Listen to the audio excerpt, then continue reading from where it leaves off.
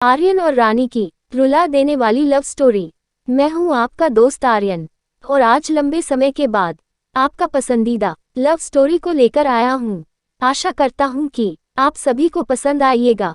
ये love story है college में पढ़ने वाले आर्यन और रानी की। हमें उम्मीद है आपको इन दोनों की लव स्टोरी बहुत पसंद आएगी। कॉलेज में पढ़ने वाले आर्यन और रानी एक दूसरे से बेहद प्यार करते थे।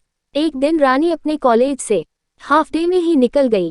कॉलेज से बाहर आने के बाद उसने आर्यन को फोन किया और कहा कि वह कॉलेज के बाहर गेट पर उसका इंतजार कर रही है और उसे अपने बाइक से घर छोड़ दे।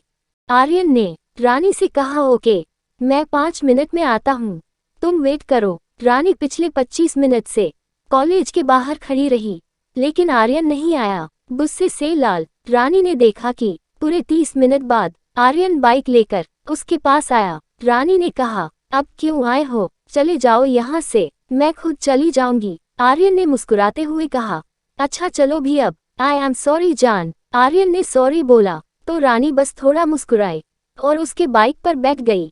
लेकिन रानी अब नोटिस करने लगी थी कि आर्यन अक्सर उससे किसी भी गलती को लेकर बस सॉरी बोल देता है, उससे आगे ज्यादा नहीं बोलता।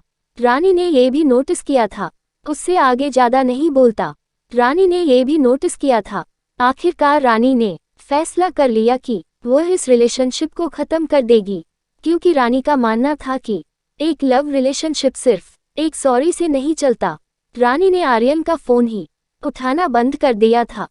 इस बात को 2 महीने बीत चुके थे, लेकिन रानी आर्यन से इतना प्यार करती थी कि वह उसे भुला नहीं पाई। फिर एक दिन रानी आर्यन से मिलने के लिए उसके कॉलेज के बाहर उसका इंतजार करती रहा, जहां उसे पता चला कि आर्यन 1 महीने से कॉलेज नहीं आया। रानी घबरा गई। उसने आर्यन को फोन लगाया तो उसका नंबर भी बंद आ रहा था। घबराई हुई रानी आर्यन के बेस्ट फ्रेंड के पास गई।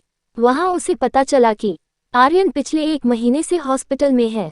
रानी भागती हुई आर्यन के पास पहुंची, जहां उसने देखा कि आर्यन बेड पर लेटा हुआ है और बड़ी मुश्किल से वह कुछ बोल पा रहा है।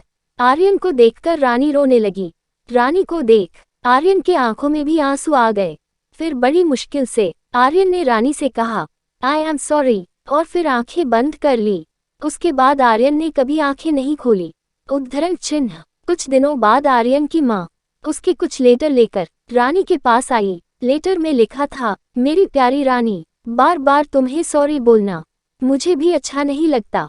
जब तुमने कॉलेज के बाहर 30 मिनट तक मेरा इंतजार करती रही, उस दिन मैं जानबूझकर लेट नहीं आया था, बल्कि उस दिन मेरे सीने में बहुत दर्द हो रहा था और जिसके वजह से मैं अचानक ही बेहोश हो गया।